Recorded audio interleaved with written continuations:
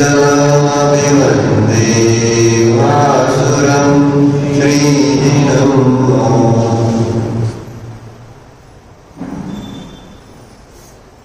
कुंदबंधाचार्य नियमसार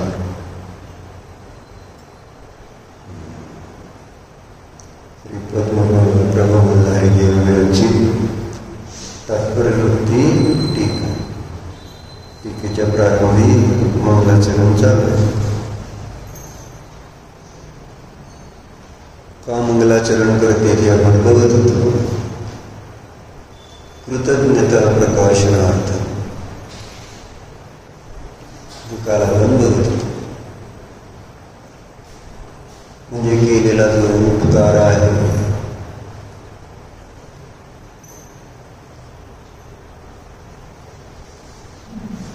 त्या उपकाराच्या प्रती कृतज्ञता व्यक्त करण्यासाठी मंगलाचरण केलं जातं.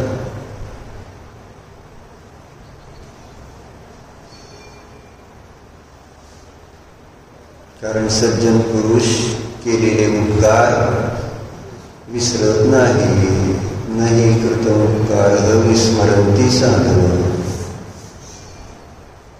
एक श्लोक येतो आप्त परीक्षामध्ये, मला पत्र परीक्षामध्ये दिलेला आहे तो श्लोक. तोच इथं उद्धृत केलेला आहे.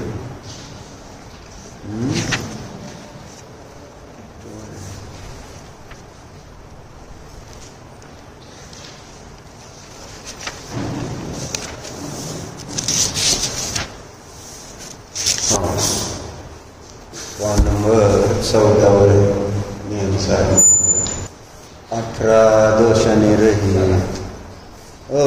शीतल का 18 दोषाने रहित कोण असतं? आपले अरिहंत भगवान असतात. आपल्या अरिहंत भगवंतांना भूक लागत नाही, तहान लागत नाही, घाम येत नाही, जन्म नाही, म्हातारपण नाही, रोग नाही. असे आपले अरिहंत भगवान निर्दोष आहेत. 18 दोषांनी रहित आहेत.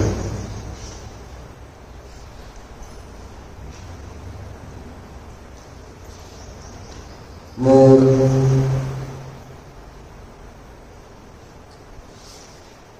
निर्दोष भगवंतांची स्तुती करत असताना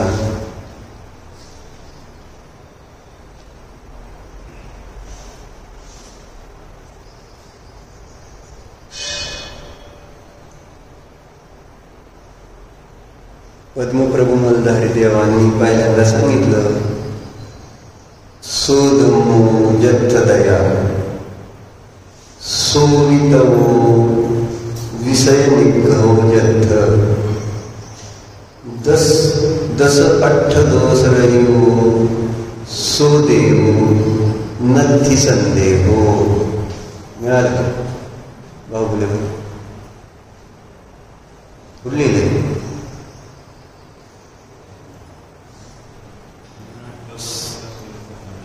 ती झाल्यानंतर वाचा की पुढं ते पूर्ण होऊ द्या सगळी टीका. पुढचं पान उलटा श्लोक आता एवढं बघा गाथा आली. मिळालं. धर्म कोणता आहे, तप काय आहे आणि देव कोणते असतात हे सांगतात. सोधमो जत्थ दया, जेथे दया आहे तोच धर्म. धर्मस्य मूलम दया, अहिंसा परमो धर्म.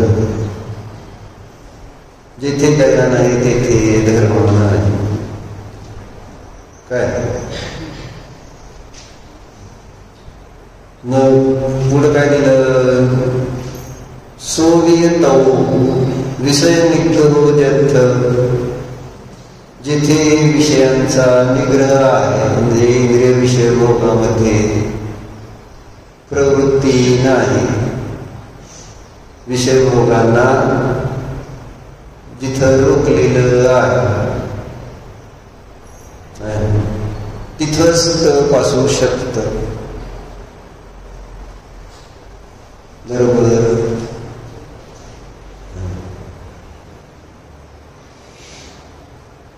सोनियतो विषय निग्रहो यथ, जेथे विषय निग्रह आहे तेथे स्तप आहे. आणि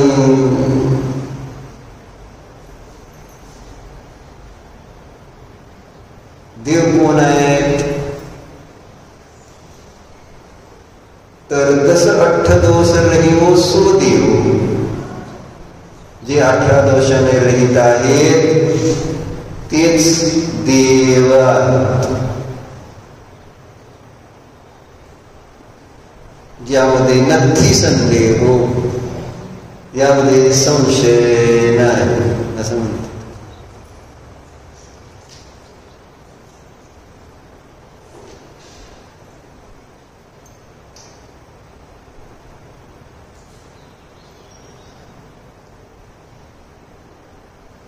मग आता जी आपली चर्चा चालली ती कोणती? सज्जन लोक जे असतात ते केलेले उपकार विसरत नाही. अरिहंतांचा आपल्यावर उपकार कोणता आहे की जेणेकरून आपण त्यांचं दर्शन करतो, कृतज्ञतेला व्यक्त करण्यासाठी. बरोबर आहे? कोणता उपकार आपला आपल्यावर अरिहंतांचा की ज्या कारणाने मी त्यांची पूजा, विधान, दर्शन, मंदिर है ना बांधतो, सगळं करतो. राजकुमार बरोबर आहे? बरोबर आहे म्हणायचं, फक्त चुकीचं असलं तरी बरोबर आहे म्हणतो.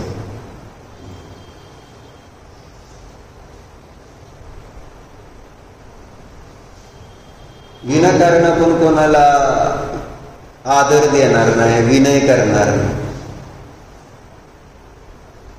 कोणी येता जाता रस्त्यावरच्या मनुष्याला आपण त्यांचा विनय, नमस्कार, आदर, सत्कार, सन्मान करता का तुम्ही?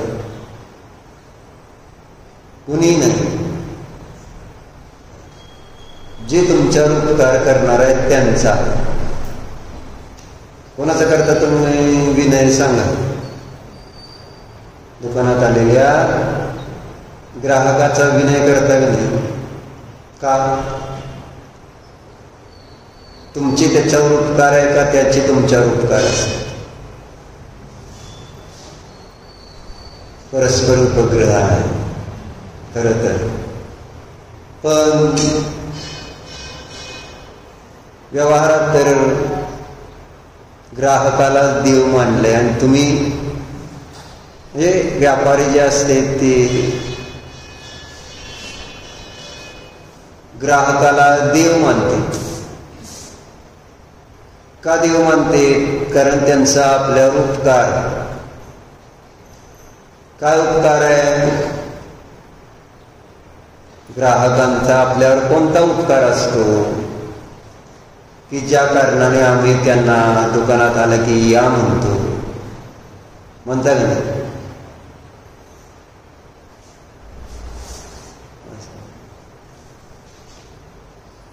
परत काय करता तुम्ही? बस्ता कर घ्यायला आले असतील इंग्लिश पाहुणे तर काय करणार? काय करता परत? पुढं काय करता? काय करते पुढं? काय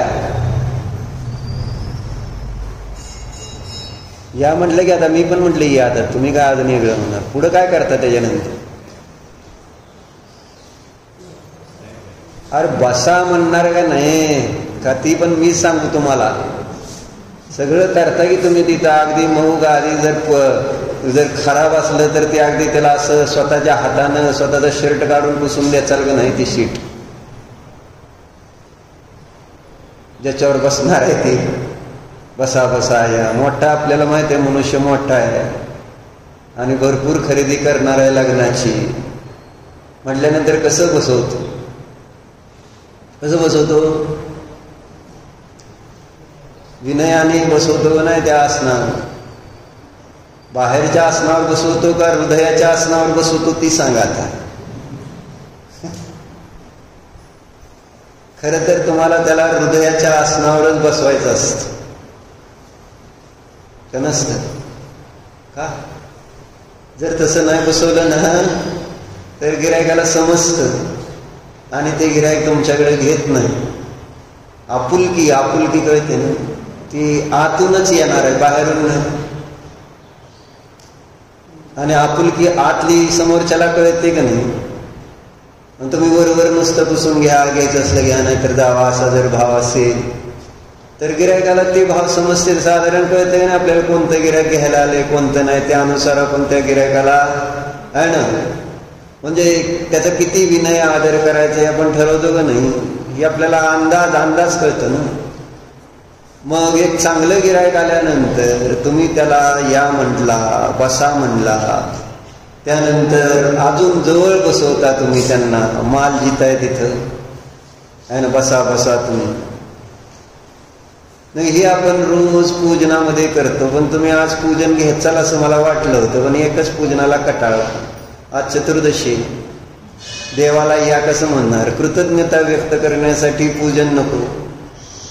आणि रोज शास्त्र जे ऐकतात ते शास्त्र ऐकून जे तुम्हाला शांती समाधान मिळतं, तो आमच्यावर देवाचा उपकार जर मानला असेल तर आपल्याला देवाची कृतज्ञता व्यक्त करायला नको निदान आहे ना. एकदा तरी अष्टमी आणि चतुर्दशी जे महिना 15 दिवसातनं येते, नाही रोज संपलेला जमत. तसं तर रोज विनय करायला पाहिजे. ग्राहकाचा कधी विनय करता? आणि पहिल्यांदा घ्यायला आला माल बसता त्यावेळेस, आणि दुसऱ्यांदा बसता घ्यायला आल्यावर कधी कधी करणार? प्रत्येक वेळेस. आणि माल नाही घ्यायला आला तरी, म्हणजे ज्यांनी 2-4 वेळा माल नेलेला आहे आणि आता सहज आपला आला होता कुणाबरोबर तरी सहज, काय करणार? कसं काय? का आता देणार ना पैसे तुम्हाला, काय नाही, तरी सुद्धा विनय करताय तुम्ही. आणि देवाचा कधी करताय? आपण पहिल्यांदा म्हणून तर स्थापना करताना काय म्हणतो? ओम ह्रीम श्री देवशास्त्र गुरु समूह. काय म्हणायचं दीपक? काय नीट तर म्हणणार का? अर्थ काय होतो तर सांग. आत्र काय म्हटला? नीट म्हण. हा, अत्र अवतर अवतर एवढंच आहे का? अवतरच आहे का? पुढं काय? अरे अवतर अवतरच आहे का?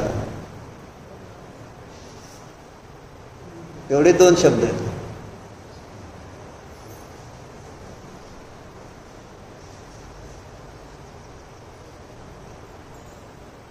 आपल्याला विनय म्हटलं ना ती सुद्धा कळत नाही की बाबा. आणि आपल्या इथं कशी देव येणार सांगा बरं?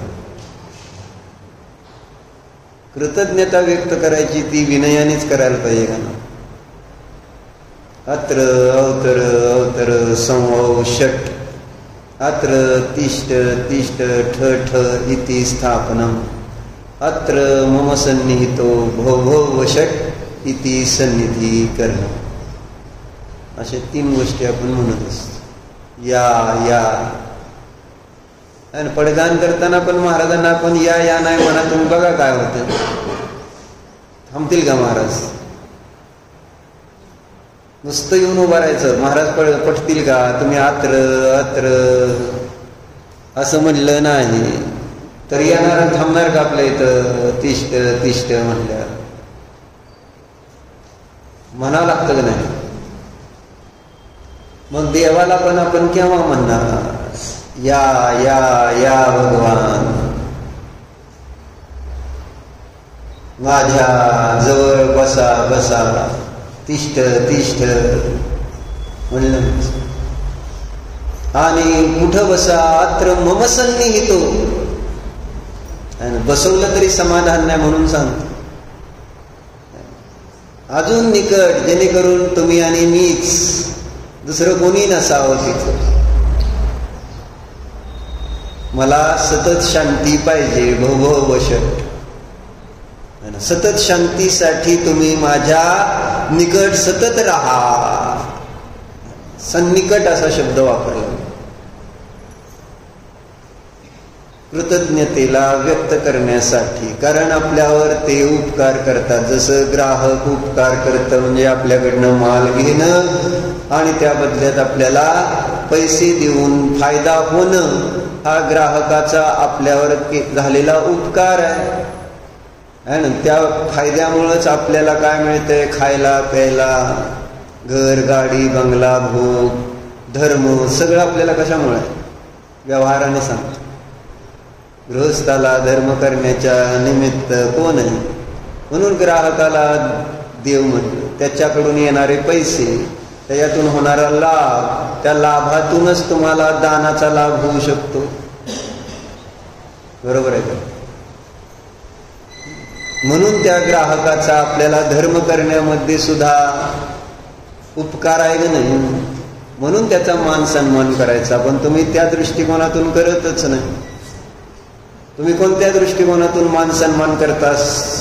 समजत आहे माझा माल भरपूर घ्या, मला भरपूर पैसे द्या, बस. त्या पैशाचं मला काय करायचं हे माहिती नाही आहे. दान द्यायचंय का भोग घ्यायचंय का साठवायचंय समितात आहे. काय करायचं पैशाचं? काय आपल्याला माहितीच नसतं काय करायचं असतं. पैसे साठवणाऱ्यांना तुम्ही मदत करता का नाही?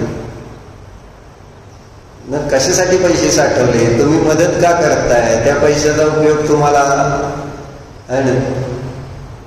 जर होत असेल धर्मासाठी तर तुम्ही मदत करा ना, खाऊ पिऊ घालायची. ते पैसे मिळवणार आणि त्याच्याद्वारे पाप कमवून पापातच लावणार, तर तुम्ही तशा लोकांना खाऊ पिऊ घालून तुम्ही पण पाप आणणार. बरोबर आहे का? म्हणून दान द्यायची गोष्ट आली तर बायका हात वर करतात की नाही, आमचा काय संबंध आहे, हे ह्यांनी ठरवायचं. अरे तुम्ही त्यांना खाऊ पिऊ घालता म्हटल्यावर तुमचा अधिकार नाही का बाबा तुम्हाला द्यावं लागतंय म्हणायचा का? बायकांचा अधिकार आहे का नाही? पण तिथं कसं चर्चा कशासाठी चालली आपली? केली आणि उपकार जो आपल्यावर करतो करणारा आहे, अजून केलेला नाही आहे ग्राहकाने उपकार, तरी सुद्धा त्याचा किती विनय. आलंय नुकतंच आहे ना, आपल्याला पहिल्यांदाच आलंय काय, पण तरी त्याचा विनय आहे. कारण तुम्हाला माहित आहे तेच मला माझी इच्छित वस्तू देणार आहे. म्हणून त्यांना जसं या त्याच्यामध्ये तुम्हाला त्यांची आपल्या प्रती उपकाराची भावना भासित होते आणि म्हणून तुम्ही ती कृतज्ञता व्यक्त करत असताना, त्याचंच नाव कृतज्ञता. त्याचा विनय करणं म्हणजेच कृतज्ञता आहे ना. या मग असं एकदा तर देवाला म्हणा, जेवढं तुम्ही ग्राहकाला म्हणता ना बरोबर आहे, तेवढं एकदा प्रियमानं देवाला म्हणा. बघा चमत्कार काय घडतोय ते. येतील का नाही? ते येतील का नाही? बसा बसा बसा बसतील का नाही? आणि माझ्या जवळ बसा म्हटल्यानंतर बसतील का नाही? आणि त्यामुळं होईल काय? मी पण देव होऊन जाईल. जसं व्यवहारात लाभ होतो आपल्याला, तसं इथं देवाला पण आपण त्या पद्धतीनं स्वागत करणार तर अलौकिक लाभ होणार नाही का? व्यवहारातला लाभ तर स्वार्थाचा आहे, भोगाचा आहे, एक जन्माचा आहे. बरोबर आहे? इथं आहे पुढं नाही आहे, पण धर्मलाभ इथं पण आहे पुढं पण आहे. म्हणून ज्याच्यात जास्त प्रॉफिट तिथं आपण आपलं सगळं भांडवल गुंतवायला पाहिजे का नको? कशात आपल्याला जास्त, कोणाकडून आपल्याला जास्त फायदा होतो कळलं पाहिजे का नाही? कोणाकडून जास्त फायदा होतो अभिषेक? देवाकडून का गिरायकाकडून? आता ऐका उत्तर काय सांगतो. हा नीट विचार करून सांगला का? परत गिरायक येणार नाही आज. आता देवाकडून जास्त लाभ म्हटल्यानंतर देवाची किती सेवा करायला पाहिजे आणि ग्राहकाची किती सेवा करायला पाहिजे, देवाला किती वेळ द्यायला पाहिजे, ग्राहकाला किती वेळ दिला पाहिजे.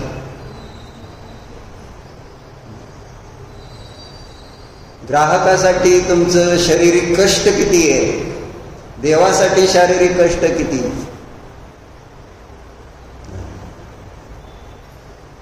ग्राहकासाठी वाचनिक कष्ट किती घेता, प्रवचन देता नाही तिथं ग्राहकाला माल आपला सांगताना समजावून आहे ना, माझं कसं चांगली वस्तू आहे. अशा पद्धतीने वचनाचे पण किती कष्ट घ्यावे लागते बोलायचे त्या ग्राहकाबरोबर. देवाची इथं पूजा करायला सुद्धा आपल्याला किती कष्ट आहेत. बाहुबली बाई बघतेत माझ्याकडे, अरे जितूबाई लवकर निघालेत, काय राहिलंय चुकलंय.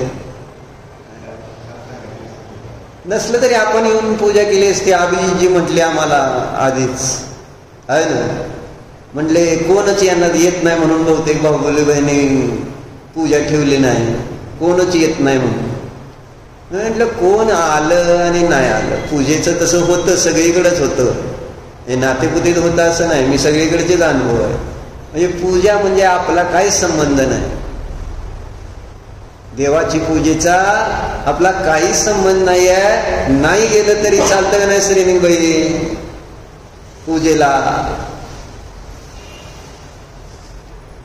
माझा काय संबंध आहे. चालली असली पूजा तर बाहेरच पाय पडून जाऊ कदाचित. आज प्रवचन नाही का, पूजा आहे का, चला.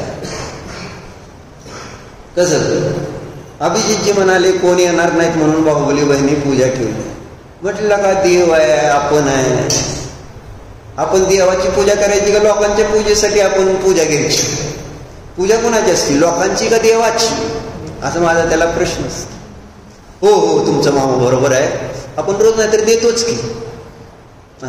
मग ही पुढची पॉलिशी म्हणायची याला. म्हणजे त्याची पण इच्छा नव्हती यायची पूजेला, त्याला पण म्हणायचं होतं की बाबा आता आपण आहे ना घरी स्वाध्याय वगैरे करू आणि जाऊ प्रवचनाला. पूजेचा नाही, नंतर आपण देतोच की, रोज पूजा देतोच की.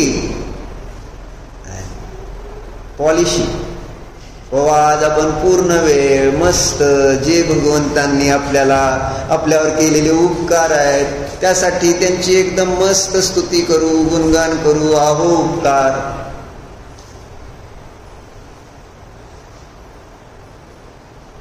किती सुंदर दिलंय. आपला कोणता विनय पाठ जरी म्हटलं तरी आपल्याला भाव बनतील. इह विधी ठाड हो यके प्रथम पडे जो पाठ, धन्य जिनेश्वर देव नाशे कर्म जुआट. म्हणायला तरी शिका राव, देवांचे गुणगान करायला शिका की. जर देवाचं गुणगान करता आलं नाही तर आपल्याला देवपद कसं मिळणार मला सांगा. देवाचं गुणगान म्हणजे गुणाचं आहे, जीवाच्या गुणांचं गुणगान आहे.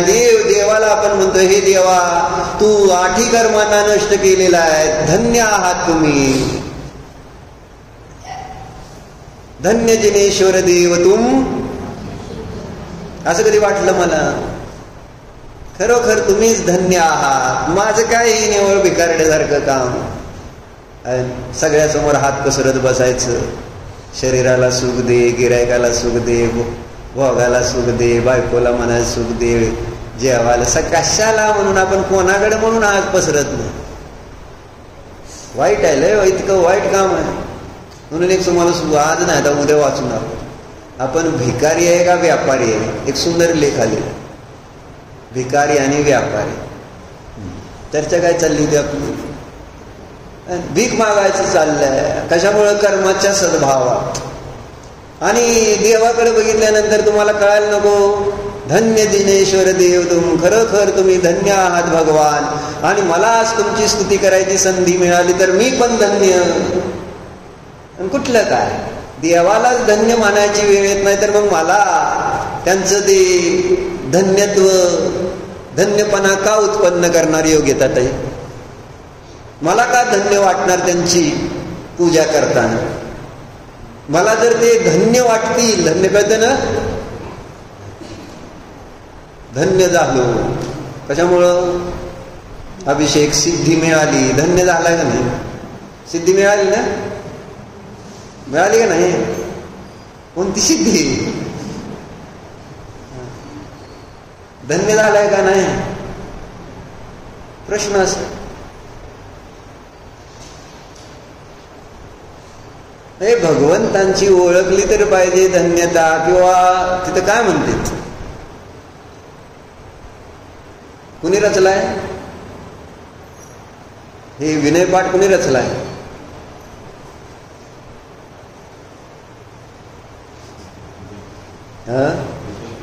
आपलं काहीतरी एक नाव येतंय म्हणून सांगताय का कसं?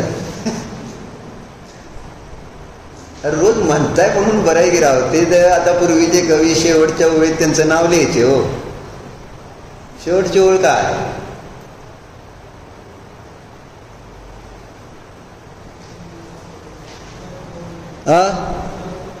मंगलनाथू रामय भवसागर दृढपोत असं म्हणलंय. नाव दिलं का नाही तिथं?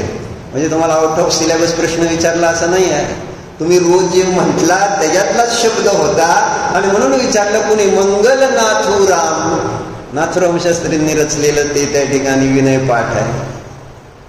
काय नाही, काय म्हणतोय हेच माहिती नाही. अडचण अशी. आनंद चतुष्टय के धनी तुम्ही ही हो सिरताज, मुक्त वधू के कंत तुम तीन भुवन के राज. काय राव स्तुती करते, मजा वाटायला पाहिजे अशी करताना. अनंत चतुष्टय के धनी, धनी कोण धनी आहेत? अरिहंत प्रभू, अनंत ज्ञान दर्शन सुख वीर्याचे आणि स्वामी आहेत, मालक आहेत. अनंत चतुष्टय के धनी तुम्ही हो सिरताज, तुम्हीच तीन लोकाचे राजे आहात. असं यायला पाहिजे ना म्हणायला तर. आणि जे रचले ते तर म्हणा, नाही आपल्याला जमत तर.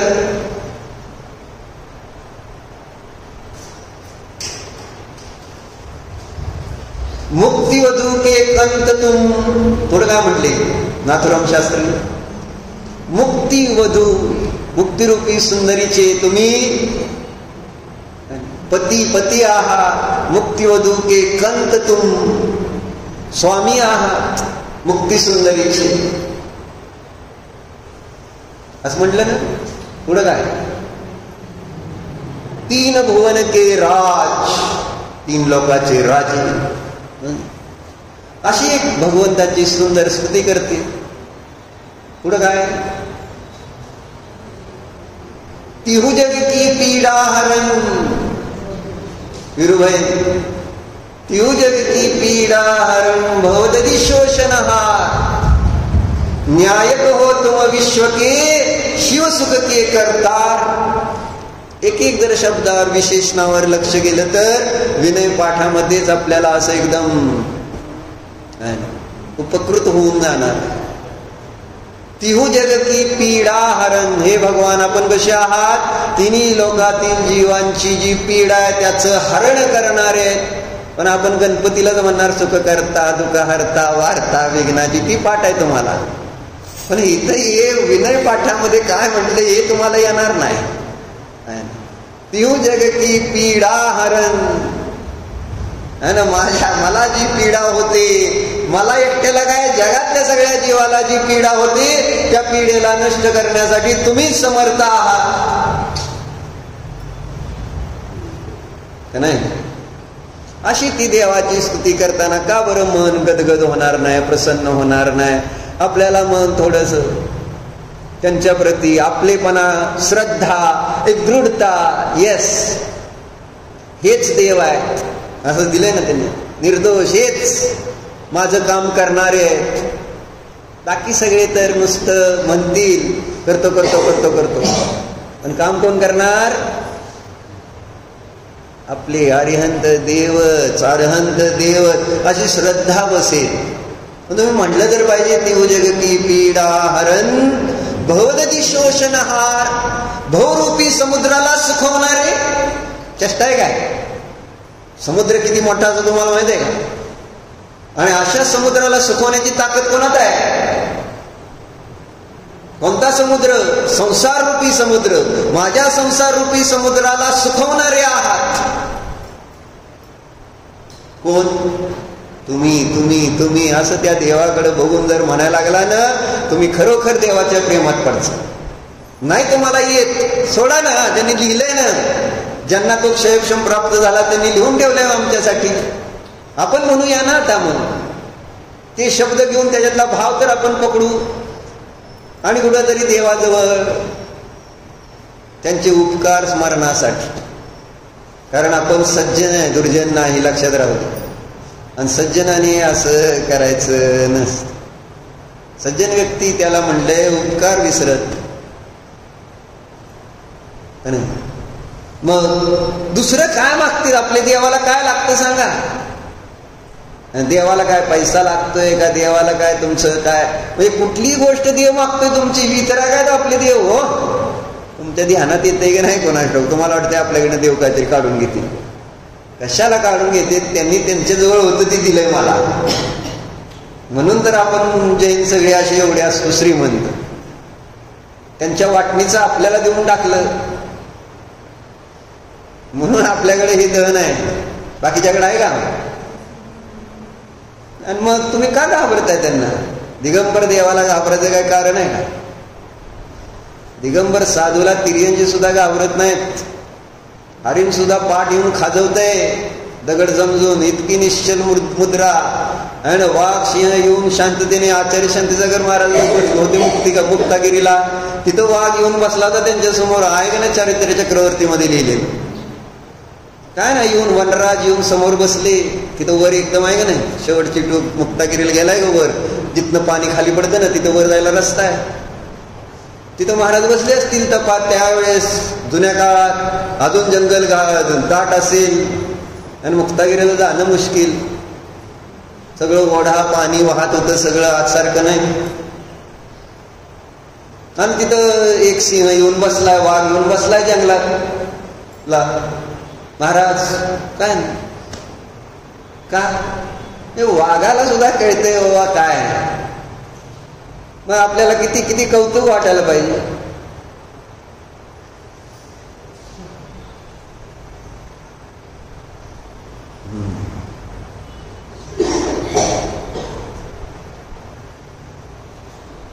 तिसरं विशेषण काय दिलं? न्यायक हो तुम विश्व के, यु जगती पीडा हरण बद दिशोषणहार. न्यायक हो तुम विश्व के, शिव सुख के करता. हे भगवान, आपण संपूर्ण विश्वाचे ज्ञाता. म्हणा ना, म्हणा ना. देवाला म्हणणार कधी सांगा?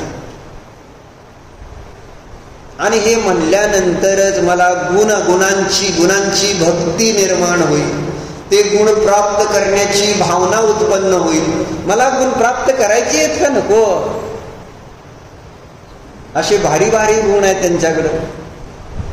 सगळ्या विश्वाला जाणतायत, सर्वज्ञ आहेत, पण विकार किंचित नाही. आणि मी थोडं ऐकतो, वाचतो, पाहतो तर माझ्यात लगे परिणाम खराब होते. आणि यांच्या ज्ञानात सगळं जळते. आपल्याला तर इथं काल काश्मीरची बातमी कळली तर काय विकल्प? सगळ्याला विकल्प काय ना काय झाला असलं का नाही? का जाऊ दे म्हणून सोडून दिलं? त्यांना अतिरेक्यांना असं केलं पाहिजे, तसं केलं पाहिजे, असं तसं सगळे तुम्ही किती संकल्प विकल्प केले? केले नाही? एक घटना तुमच्या बाबतीत घडली नाही, तुमचा त्याचा तसा काही संबंध नाही, पण तरी तुम्ही विकल्प करताय. आणि भगवंतांच्या ज्ञानात तर 3 लोकातले सगळे पदार्थ आहे ना, आणि 3 काळातले सगळे झळकतील. काय काय घटना झळकत असतील भगवंतांच्या ज्ञानात. आणि मंदिर पाडलेलं झळकलं असेल का नाही? भगवंतांना किती विकल्प आले. अरे हे काय करायला लागले? माझं मंदिर पाडायला लागले. भगवान न्यायक हो तुम विश्व के. काय नाही, काय करणारे जे ते करतेत, आपल्या परिणामानं करतेत आणि आपल्या परिणामाचंच फळ भोगतील. माझा काय घेणं नाही, देणं नाही, मी मात्र न्यायक आहे. आणि त्याच्यातच शांती आहे. खरं कुठं तरी जोडलं गेलं की त्रास होणार समतात नाही. आता तिकडच्या दुकानात जोडला गेला का नाही? सुख आहे का, शांती आहे का, त्रास आहे? माल आहे नाही, संपलाय, गिरायक, अमुक तमुक, किती टेन्शन आणि चिंता. नव्हतं त्यावेळेस काय होता का विकल्प? आता न्यायिक राहता येते का?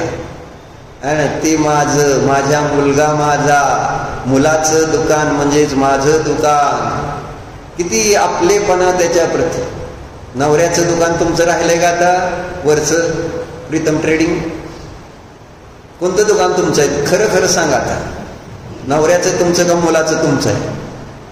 नवऱ्याला कधी एवढी मदत केली का जेवढी आज मुलाला करताय? एवढ्या वर्षात लग्न होऊन झाले, मला कधी दुकानात इकडच्या तर दिसला नाही तुम्ही फार कधी, आहे ना. पण आता मात्र रोज आम्ही येता जाता तिथं बघतोय समजत आहे दुकानातच. संध्याकाळी 8 वाजले तरी दुकानातच. पण शास्त्राला इथे तेवढं चांगलं मला सांगायचं. म्हणजे एक सामान्य विषय त्याच्याबद्दल आपण न्यायक राहू शकत नाही. आणि यांच्या ज्ञानात 3 लोक झळकले न्यायक आहेत. न्यायकता हा फार मोठा गुण आहे. नाही राहता येत सगळ्यांना. दुसऱ्याच्या बाबतीत झालं तर एक वेळेस आपण म्हणू आपला संबंध नाही, पण आपल्या बाबतीत जेव्हा घडते तर आपल्याला न्यायक राहता येतंय काय? किती भारी भारी गुणाने संपन्न आपले भगवान. आणि त्याची स्तुती करायला मला एक दिवस नाही, खरं तर जास्त दिवस स्तुती व्हायला पाहिजे, 1 दिवस शास्त्र व्हायला पाहिजे. कसं आहे? काय पूजा करायची का? काय असतं त्याच्यात? असंच ना. हे भक्ती रोज पाहिजे का नको? स्वाध्याय तुम्हाला रोज हवा, मग भक्ती का नको रोज? आणि मस्तीने भक्ती करायची असते. नुसतं असं एक फॉर्मॅलिटी नाही. जसं आजकाल लग्नाला हजर राहणं, that is only a formality. वाढदिवसाला आज येणार आहेत ना तुमच्याकडं? आजच आहे ना कार्यक्रम? विरुबाईचं आज गावातल्या सगळ्याला दिलंय का? देऊ आत्ता आमंत्रण, आहे ना. वैराग्य दिवस आहे त्यांच्या नातवांचा मधुर मिलनमध्ये. तर त्यांनी गावात दिलेलंच असेल, नाहीतरी इथे चुकून जर दिलं नसलं तर वैराग्य दिवस कसा उत्साहानं साजरा केला जातो. मग इंद्र कसा साजरा करेल? आज तुमचा नातू, त्याच्यात कोणते गुण असे खास तुम्ही बघितले जेणेकरून तुम्ही त्याचा वैराग्य, त्याला काय कळतं तर का? पण तरी साजरा करतोय. पण आपले तीर्थंकर जन्माला येते 3 ज्ञानाचे धारक असतात. मग ती श्रुतन अवधी ज्ञान जन्मतच असतं. तुम्हाला माहित आहे का? त्यांना सगळं कळत असतं बालकाला. आणि मग तो इंद्र तो जन्मोत्सव कसा साजरा करतो? मेरू पर्वत वगैरे काय केलाय का जन्माभिषेक करण्यासाठी? म्हणजे एक आदर्श तर करा की असा काहीतरी. मग सगळेजणच हॅपी बर्थडे ना मोगंत मोगंडा खाऊन पिऊन असे करतील ना. पण आपण मेरू पर्वतावर त्याला बसवायचा, मस्त आहे ना, पाणी तसलं दुधाचं पाणी करायचं, त्याला मस्त आंघोळ घालायची आणि मस्त तसला आहे ना, जसं इंद्र तांडव नृत्य करतो तसं नृत्य करायचं सगळ्यांनी अगदी मस्त. मग म्हणायचं बाबा ही त्या बालकाला पण वाटलं पाहिजे काहीतरी मी आय एम समथिंग, आहे ना. पण त्याला आता कळतं काय? वेगळंच काहीतरी कळतं त्याला. धर्म नाही कळत त्याला. आज इंद्राला किती आनंद होत असेल जेव्हा ते तीर्थंकर जन्मत आहेत. त्यांना कळतंय की ह्या बालकाची क्वालिटी काय, हे काय करणार आहे बालक, माझ्या मोक्षाचा मार्ग प्रशस्त करणारं बालक आहे. असा आनंद होत असतो त्याला. म्हणून चिंतन करावं असं माझं म्हणणं आहे. भक्ती केली पाहिजे, पूजन केलं पाहिजे, उत्साहानं केलं पाहिजे. निलेश पाहुणे आमचे दीपक आहे ना, आता अभिजितला सुतक होतं, वृद्धी होती तोपर्यंत दीपकजी येत होते पूजेला. आता आम्ही घरीच करतो की अभिषेक करतो, मग अर्घ्य चढवतो, झालं आमचा अष्टक झालेलं असतं घरी. आता 9:45 नंतर पूजा कोण करते? बरोबर आहे का दीपकजी? संपलं काम, संपलंय आमचं. आता वृद्धी संपली ना अभिजितची, आता तुमच्याबरोबर आहे ना कोणतरी पूजा द्यायला. मग माझं काय काम आहे निलेशजी? काय म्हणजे खेद होतो, बाकी काय. म्हणजे ज्याचे आपल्यावर किती आनंद, काय काय केलं तरी त्याचे उपकार फिटणार नाहीत. त्यांच्या प्रती जर आपली अशी उपेक्षा असेल तर तुम्ही बाकीच्याकडून काही अपेक्षा ठेवू नका. जर देवाचे उपकार स्मरणात येत नसतील तर तो मनुष्य तुम्ही केलेले उपकार, कुणी केलेले उपकार स्मरणात ठेवणार नाही. लक्षात राहू दे. त्याला देवाचे उपकार कळत नाही, त्याला त्या ठिकाणी लौकिक जीवाने केलेले उपकार काय कळणार? तो स्वार्थी असेल. फक्त झालं काम वा लांब आता विषय संपलेला. म्हणून विचार करा, पूजन आपण रोज, पुरुष असो महिला असो तरुण, श्रुती पूजा देते का रोज? अष्टक देते का श्रुती? आणि संयमी आता दोघी मैत्रिणी मिळून अष्टक द्यायला शिकलं पाहिजे का नाही? सुट्टी आहे का नाही तुम्हाला? आज चतुर्दशी आहे, दिवस चांगला आहे, आजपासून सुरू करता अष्टक द्यायला. श्रुती तर न मान हलवली. संयमी काय म्हणणं आहे? आज अष्टक द्या. म्हणजे मम्मी शिकवल जर तुम्हाला येत नसलं तर, आणि तुम्हाला पाठशाळेत शिकवलं असेल कदाचित, पण मम्मी सपनाताई बसून अष्टद्रव्याने व्यवस्थित पहिल्यापासून विधीपासून ते विसर्जनापर्यंत त्यांच्याकडून ते पूजन म्हणून घ्या. ठीक आहे? करणार ना उत्साहानं? आता बस झालं. विरुबाई कावतील ओम नमः गो प्रभू. आज माझा प्रोग्राम नव्हताही खरं स्वाध्यायाचा, म्हटलं पूजेचाच होता आज प्रोग्राम, पण असू द्या. भो प्रभू मी मन वचन दाखल करीत मधून सर्व समारंभ क्रोधमान माया लोक प्रमाण इत्यादी करे माझ्याकडून खऱ्या देवशास्त्र गुरु यांचा एकेंद्रियापासून पंचेंद्रियापर्यंत ज्या काही जीवांची झाली स्वाध्याय करीत असताना पश्चाताप व्यक्त करून क्षमा मागणारी माझे सर्व दोष मिथ्या म्हणून माझ्या नोंदे राहू या सर्व दोष विषय.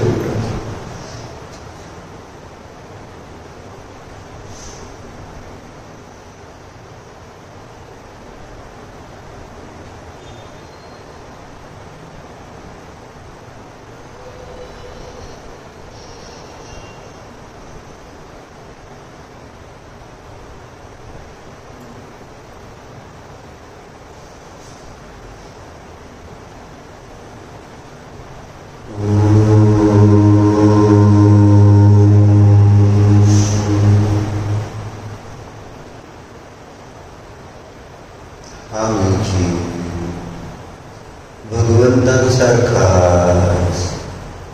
न्यायकार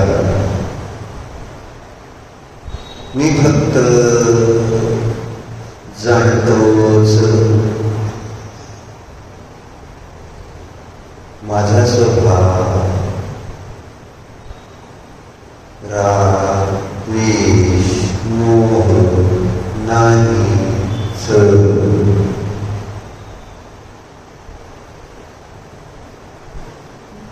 मी परवस्तूचा करता भोगता नाहीच. मी फक्त जाणणाराच आहे, ज्ञाता मात्र आहे असं स्वतःला जाण.